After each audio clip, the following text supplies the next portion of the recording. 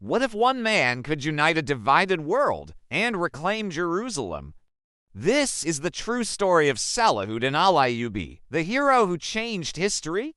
Watch till the end to discover the truth about this legendary figure. Imagine a world torn apart.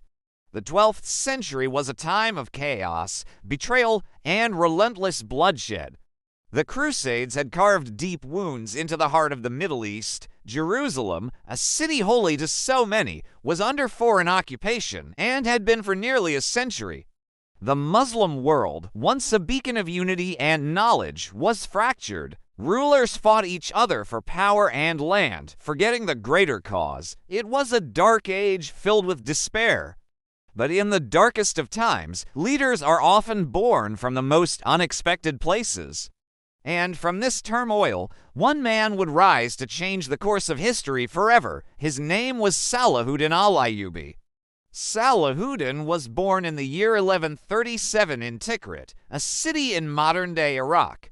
He was not born a prince destined for a throne, but into a noble Kurdish family renowned for its military service, loyalty, and strict discipline. From a young age, his father, Naim ad-Din Ayyub, instilled in him the values of honor and duty.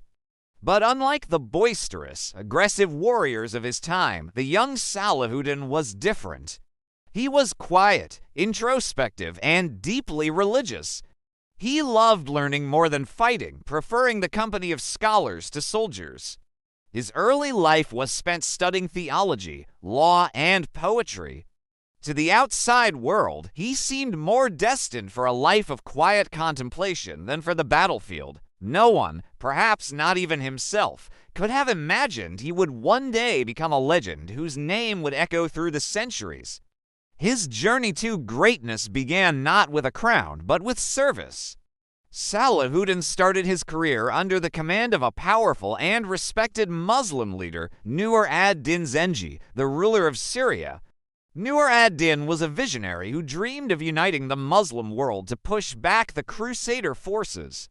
Salahuddin served him faithfully, first as a military officer and later as an advisor. He was sent on several campaigns to Egypt, a land rich in resources but plagued by internal conflict and a weak ruling dynasty. It was here that Salahuddin's true genius began to shine. He navigated the treacherous political landscape with incredible skill, demonstrating not just military prowess, but a sharp intellect, boundless patience, and an unwavering faith in his mission. He learned to lead, to govern, and to inspire loyalty.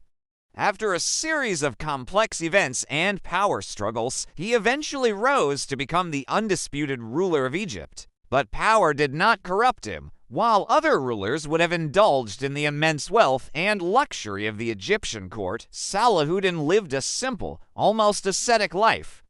He had a singular, burning ambition, a goal inherited from his mentor, Nur ad-Din, to unite the fractured Muslim world and liberate Jerusalem. With Egypt as his power base, Salahuddin embarked on his most difficult mission, uniting the Ummah, the global Muslim community. This was no easy task. For decades, Muslim emirs and princes in Syria, Mesopotamia, and Arabia had been rivals. They fought amongst themselves, often making alliances with the Crusaders against their fellow Muslims for personal gain. Salahuddin knew that as long as they were divided, they would remain weak. So he began a long and patient campaign of diplomacy, negotiation, and, when necessary, military action.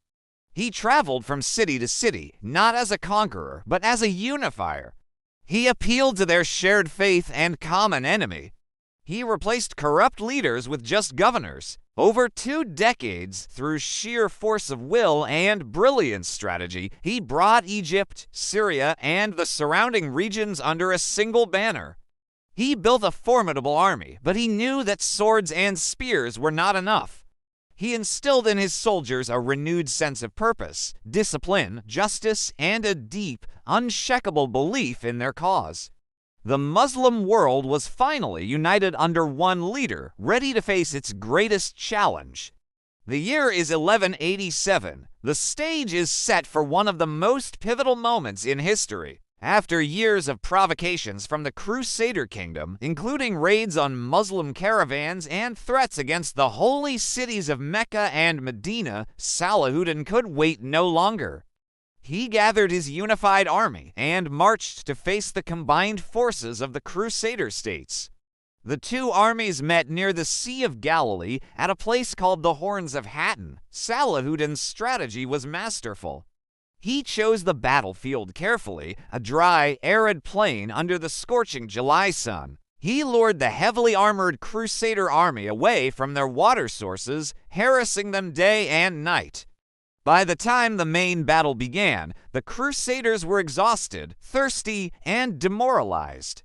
The Battle of Hattin was not just a fight, it was a strategic masterpiece. Salahuddin's forces encircled and decisively crushed the Crusader army. Their military power was shattered in a single day. The path to Jerusalem was now clear. Just a few months later, in that same momentous year of 1187, Salahuddin and his army stood before the walls of Jerusalem. The city had been conquered by the first Crusaders 88 years earlier in a brutal massacre, where thousands of civilians were slaughtered. Everyone, both inside and outside the city, feared a bloody repeat of history. They expected a wave of revenge, a slaughter to match the one that had come before. But Salahuddin was a different kind of conqueror. After a brief siege, the city surrendered, and what happened next shocked the world. There was no massacre, there was no revenge. Salahuddin showed unparalleled mercy. He forbade his soldiers from harming any civilians. He protected the holy sites of all faiths. He even allowed Christians who wished to leave the city to do so peacefully with their property. Those who wanted to stay were guaranteed safety and freedom of worship. He personally paid the ransom for many of the poor who could not afford it. This act of compassion, of chivalry, and grace in the moment of ultimate victory cemented his legacy. Even his enemies in Europe were in awe. A true leader, one who valued justice and mercy above vengeance, had arrived. So, what was it about Salahuddin that made him so remarkable? His character was the foundation of his legend. He consistently chose mercy over revenge, a quality he displayed not just in Jerusalem but throughout his life. He valued justice over power, establishing fair courts and ensuring the rights of all his subjects, regardless of their faith. His deep and abiding faith was his compass, guiding him to prioritize principle over personal ego. Perhaps most incredibly, he demonstrated honor even toward his enemies. During the Third Crusade, he famously sent his own doctors to treat his rival, King Richard the Lionheart, when he fell ill. He sent fresh fruit and ice to cool him during a fever. This was the measure of the man. He wasn't just a brilliant general or a shrewd politician. He was a man of profound integrity. This is why, even centuries later, he is respected not just in the East, but in the West as well. Salahuddin's life came to an end in Damascus in the year 1193. He was just 56 years old. After a lifetime of struggle, of uniting an empire and leading armies, you would expect him to have amassed a great fortune. But when his treasury was opened to pay for his funeral, his advisors were stunned. The Sultan of Egypt and Syria, the liberator of Jerusalem, the most powerful man in the Muslim world, possessed almost nothing. He had only one piece of gold and a handful of silver coins, not even enough to pay for his own burial. He had given everything he had to his people, to charity, and to his cause. He left behind no palaces, no mountains of gold, no material wealth. What he left behind was something far more valuable, a legacy of honor, unity, and justice that continues to inspire millions around the world. He proved that true greatness is not measured by what you acquire, but by what you give.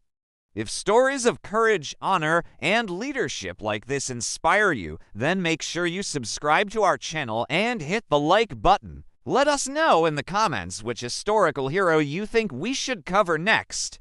We have so many more legendary stories to share with you. Thank you for watching. Remember, history remembers the brave.